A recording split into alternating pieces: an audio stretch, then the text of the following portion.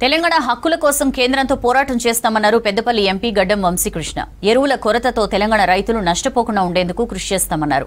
Ramagundam fertiliser సంస్థ పనితీరు, తెలంగాణకు రావాల్సిన యూరియా కోటాపై ఢిల్లీలో కేంద్ర ఎరువుల శాఖ కార్యదర్శి రజత్ మిశ్రాను కలిశారు ఎంపీ వంశీ. రామగుండం ఫర్టిలైజర్ కార్పొరేషన్లో ఏర్పడుతున్న సమస్యలు కేంద్ర ఎరువుల శాఖ అధికారి రజత్ మిశ్రా దృష్టికి తీసుకెళ్లారు. ఈ సీజన్లో 2.7 లక్షల మెట్రిక్ టన్నుల ఎరువులు తెలంగాణకు సరఫరా చేస్తామని రజత్ మిశ్రా చెప్పారన్నారు ఎంపీ వంశీ.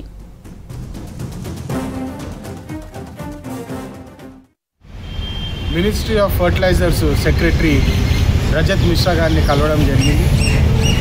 తెలంగాణలో యూరియాకి సంబంధించిన షార్టేజ్ విషయము వారితో డిస్కస్ చేయడం జరిగింది.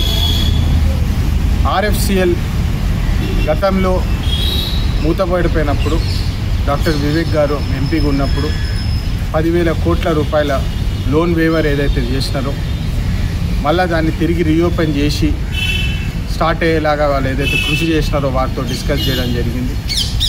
అదేవిధంగా ఇప్పుడు జరుగుతున్న నష్టం ఏదైతే షార్టేజ్ తెలంగాణ రైతాంగానికి ఎన్ని కష్టాలు వస్తున్నాయో వారితోటి డిస్కస్ చేయడం జరిగింది.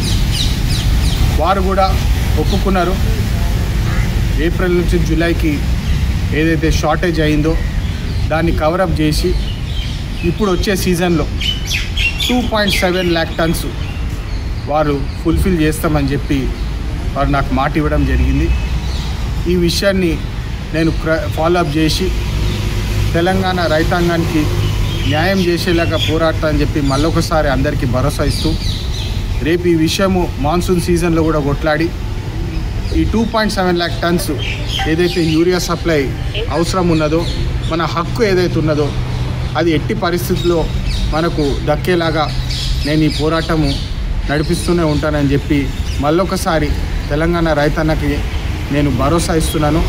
మన యూరియా విషయంలో అయితే షార్టేజ్ లేకుండా యూరియా సప్లై సెంటర్ నుంచి మన హక్కు ప్రకారం మన హక్కును నిలబెట్టుకునేటట్టు నేను పోరాడతానని చెప్పి మళ్ళొకసారి మాటిస్తూ